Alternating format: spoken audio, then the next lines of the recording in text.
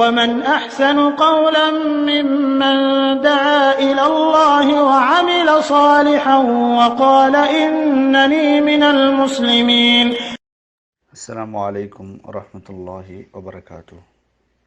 আমাদের একজন ভাই প্রশ্ন করেছেন যে ইশরাকের সালাত কত রাকাত এবং তার সূর্যোদয়ের কত সময় পরে পড়তে হবে। মূলত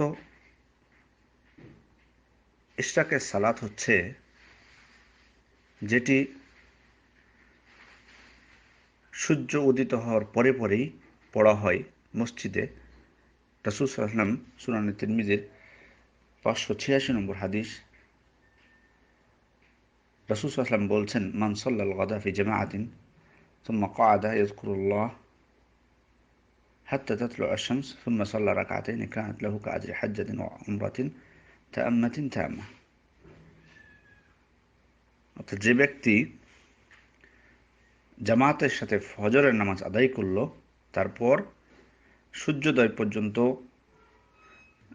জিকির করলো আল্লাহর, তারপরে 2 রাকাত নামাজ আদায় করলো, তার জন্য পূর্ণ একটি হজ এবং উমরার সওয়াব রয়েছে। তাহলে ইশরাকের নামাজ তাহলে হলো সূর্যোদয়ের পরে আদায় করা। মূলত সলাতুদ দুহা, এটিকে মূলত সলাতুদ দুহাও বলা যেতে পারে। আসলে এখানে একটা বিষয় আমাদের জেনে রাখা প্রয়োজন, সেটি হচ্ছে যে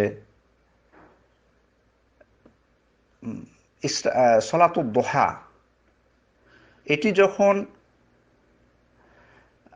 ফজরের পরপরেই, ফজরের নামাজের সূর্যোদয়ের পরপরেই পড়া হবে, তখন এটিকে ইশরাকের নামাজ বলা হবে, তখন এটিকে ইশরাকের সালাত বলা হয়। কিন্তু যখন এটি পরে পড়া হয়, তখন এটা সাধারণ সলাতুদ দুহার নামাজ বলা হবে, যদি পরে পড়া হয় সূর্যের তাপ বেড়ে যাওয়ার পর। আর যখন সূর্যের তাপ প্রচণ্ড হয়, তখন সেটাকে বলা হয় সলাতুল আওয়াবিন। আমি আবার বলছি, সলাতুদ দুহা যেটি, সেটি যদি কেউ মসজিদে ফজরের নামাজ জামাতে আদায় করার পর বসে আল্লাহ জিকির করেন, তারপরে সূর্যোদয়ের পরে তিনি সালাত আদায় করেন, তাহলে সেটি ইশরাকের সালাত বলা হয়। আর যদি কেউ তারপরে আদায় করেন, তখন সেটিকে সলাতুদ দুহা বলা হবে স্বাভাবিকভাবে। আর যখন প্রচণ্ড রোদ্রের তাপ তখন সেটাকে বলা হয় সলাতুল আওয়াবিন। রাসূল সাল্লাল্লাহু আলাইহি ওয়াসাল্লাম বলছেন, সলাতুল আওয়াবিন হিনা তারমাতুল ফিসাল, সহিহ মুসলিমের 748 নম্বর হাদিস।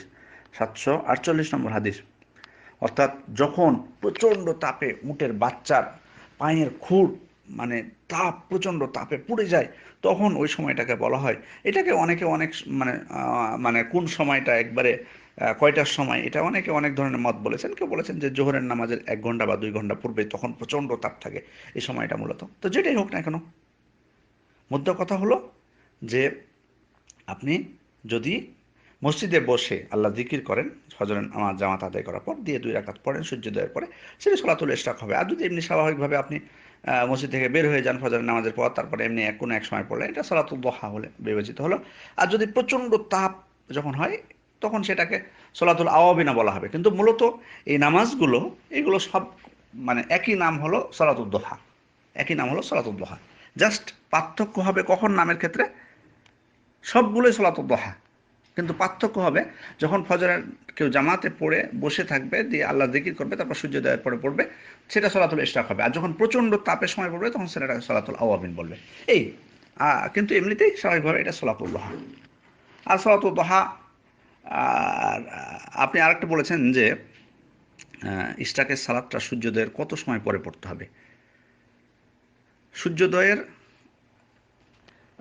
উলামায়ে কেরামের মতে সূর্যোদয়ের কিছুক্ষণ পর পড়লে হবে। তবে সব থেকে যেটা প্রসিদ্ধ মত, যেটি শেখ মোহাম্মদ ইবনে সালেহ আল উসাইমিন তিনিও বলেছেন, যে 15 মিনিট রুবু সা তারা বলেছেন 15 মিনিট পর অথবা 20 মিনিট পর পড়লে এটা সব থেকে উত্তম।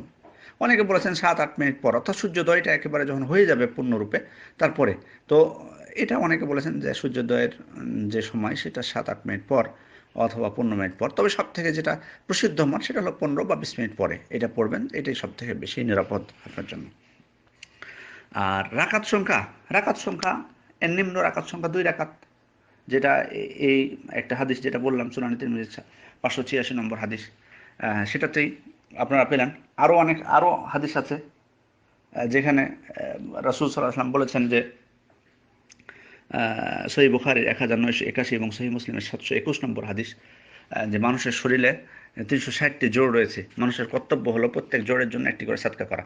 সাহাবীগণ বললেন যে আল্লাহ রসুল কার শক্তি আছে যে এতগুলো জোড়ের মানে জন্য একটা করে সাদকা করবে? তখন আল্লাহ রসুল বললেন যে সালাতুদ দুহার 2 রাকাত নামাজে এর জন্য যথেষ্ট।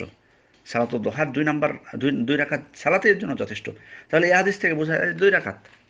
আবার কিছু কিছু বর্ণনা এসেছে 4 রাকাতের কথা। সহিহ মুসলিমের 719 নম্বর হাদিস, কানা রাসূল সাল্লাল্লাহু আলাইহি ওয়াসাল্লাম ইউসাল্লি দুহা আরবাআন ওয়া ইয়াজিদু মাশাআল্লাহ। রাসূল সাল্লাল্লাহু আলাইহি ওয়াসাল্লাম 4 রাকাত পড়তেন সালাতুদ দুহা, আর মানে মাঝে মধ্যে বেশিও পড়তেন আল্লাহ তাআলার ইচ্ছা অনুযায়ী। আল্লাহ তাআলার ইচ্ছা অনুযায়ী তিনি মাঝে মধ্যে বেশিও পড়তেন।